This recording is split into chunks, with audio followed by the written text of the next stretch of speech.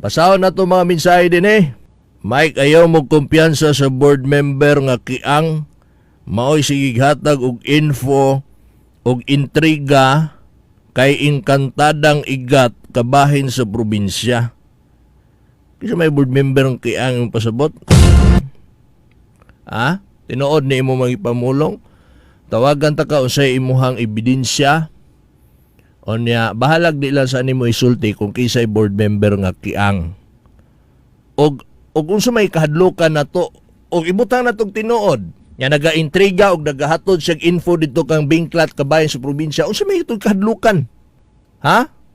Kung tinuod ning text ni mo texter, ipahimo ng iyang gusto o sa may kahadlukan na sa probinsya.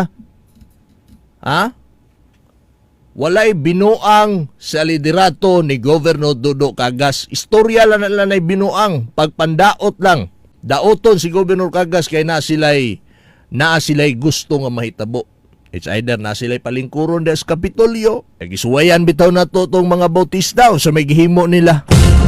Bisag kamo na lang goy mutanaw kung unsay nahitabo, unsay la proyekto. Kamo na lang goy bansay-bansay. Bisag di na lang kita'y musulti kung naunsa ang ato probinsya sa Davao del Sur. Naunsa ang mga arko. Asa ang ato mga welcome arch. Naunsa nga to ang provincial kading Davao del Sur Olympic size swimming pool. Nahuman man na nya tanawan ninyong dagway karon.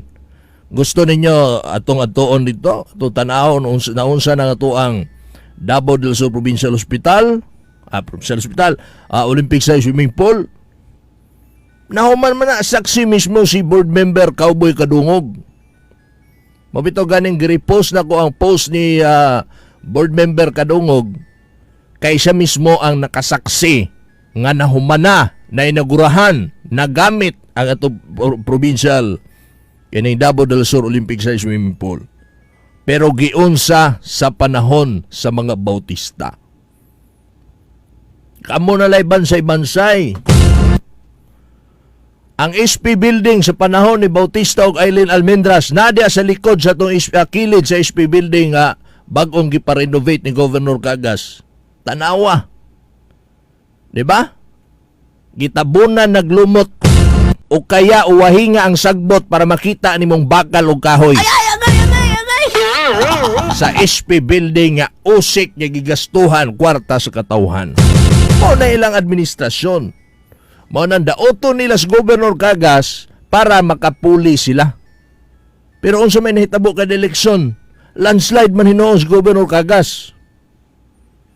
So kung tinuod man na nga nag-intriga kuno board member nga kiang dito kang Bing, tinuod man na o dili, pero kung ibutan na tog tinuod, if and only if tinuod na, padayon na lang o sagoy may kadlukan na to ana. Kung na may binuang na to siguro din dili sa Governor Cagas sila. Ay. Basig sila mo'y dunay binuang diha.